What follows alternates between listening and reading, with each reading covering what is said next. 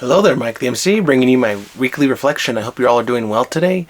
Just getting ready for Mass and the service today, and I'm going to make sure that I get there a little early so that way I can give the catechism students their service hours. If they're there a little early, I can hand them their total hours that they've done this year, and then we congratulate. And I've already done a video like that where you congratulate everyone on the team for the things they've done, but then think about this as well with respect to this reflection. So I'm happy with the ways that I'm growing, but then when I'm able to do more with the extra time that I got, it feels good knowing what I used to do.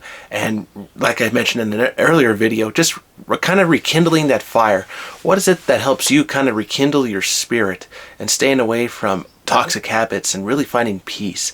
And I think when we find the connection between what it is that we feel that we're lacking to the solution that we want. For example, say I don't want to be feeling alone anymore. Okay, so I like to spend time using that time I have for reading, for praying, meditating, or maybe I like to play games, but I don't like to always play with people. So maybe I like to play solo games like on a board game or something to where, okay, I'm content and I'm happy. All right. And so when you find one solution, does that solution take over or hold of another solution? And I would argue that it can. As far as how happy are you, and when you feel you've outgrown the solution, I would argue find another one, or make that game or whatever more intense, or even more impressive, you become a creator.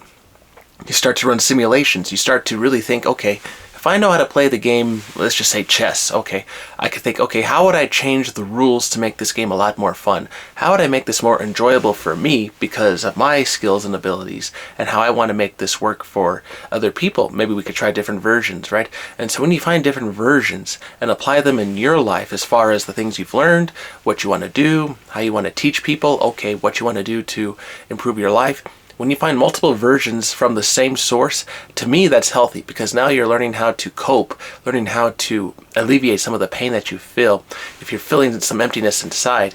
And so for me, when I work with my church, it feels happy for me because I feel great as far as what I'm doing out there. I'm not in the office, I'm running around, I'm moving, I'm having a good time talking with people. I feel so free. I feel free and I'm using my skills and applied lessons.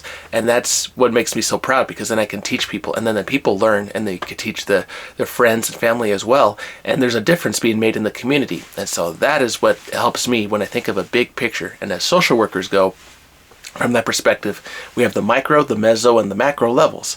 And the micro level, the individual person, working with the community, the meso, and then going to the macro, looking at the whole picture, the grand society. And when you have all three in mind with respect to who you are, with respect to the various solutions that you got, you are going to be unstoppable and you are going to make a difference in whatever career path you choose, life you choose, and you're going to make a difference because you have kept in mind the different levels, the different vision lenses of the same puzzle piece, the same goal that you have in mind with whatever you're working on, and you will make a difference. So keep that in mind.